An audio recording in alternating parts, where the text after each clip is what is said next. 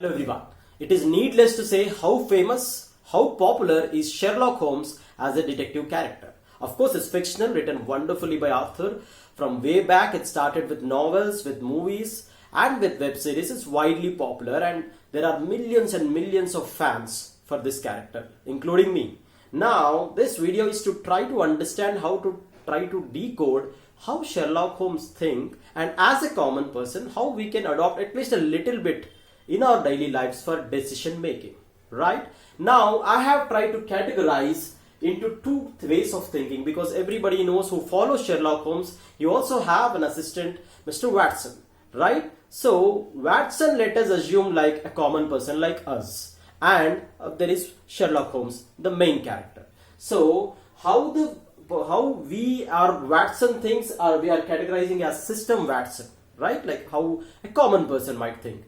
And how does system Sherlock works, right? System is nothing but the brain, the functioning of brain. Now, system Watson is having default method like the general method. What we see, we try to believe, we try to generalize. So that's why I'm saying it is a default method.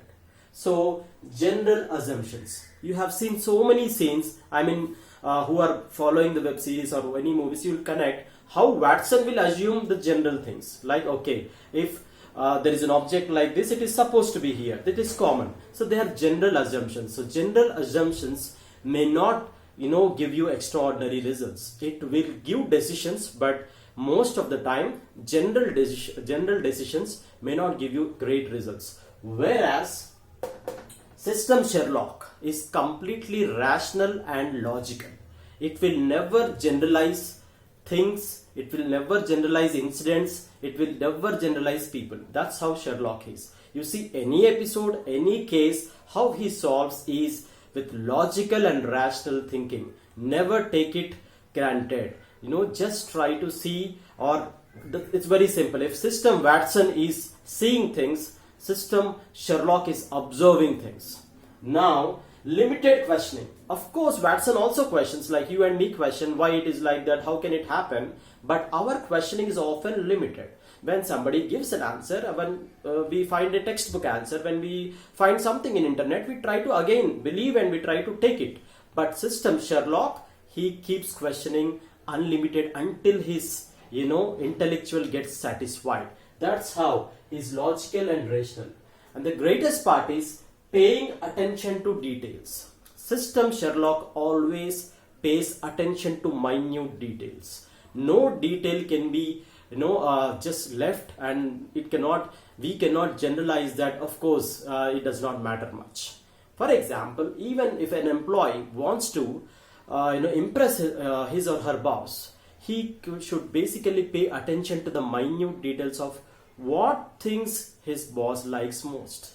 What is his tendency towards, to whom he praise a lot, and what he gets attracted. That's how, when you actually understand the minute details, you can approach them. So that's how system Sherlock works. He always, like the iconic scene in the first scene where I'm talking about the BBC episode of Sherlock, where the first time Sherlock is meeting Watson, is a stranger to him, but he just in a fraction of seconds he tells that how he has identified him as an army medical returned from Afghanistan, and he has endured a war, and he gives great detailing because due to heat exposure to heat for years, his skin tone has changed, right? The way he has an injury. So that scene is one of the iconic scene.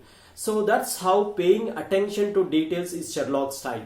And of course, don't believe, question. Whereas general assumptions, system Watson is only having limited questions, but system Sherlock will not believe anything until he questions and until his intellect gets satisfied. And emotional approach. Watson tries, or Watson, most of the time his tendency is towards falling for emotional things, whereas Mr. Sherlock, he always deducts things. Deduction theory, how he deduces facts from, he sees the minimum probability as well as maximum probability from the incidents. What general people we only see the maximum probability, but Sherlock also sees the minimum probability, and he tries to compare both, and then he deduces the facts. So that's how, of course, there are so many other great characteristics written for this character, on this detective character. But generally, for people, for common people, it's very important in life to take decisions, and ultimately it is the decisions which changes our life. So I think the biggest takeaways will be rational thinking and logical thinking, and not taking everything for granted, questioning until your inner instinct gets satisfied, also paying attention to the details. And that's how we may, at least 1 or 2%, we also can think. Of course, we don't have murder cases to solve, but we have too many big issues than that in life, and definitely when we apply these kind of strategies, we will end up taking better decisions, and obviously better decisions will lead to better life. Thank you.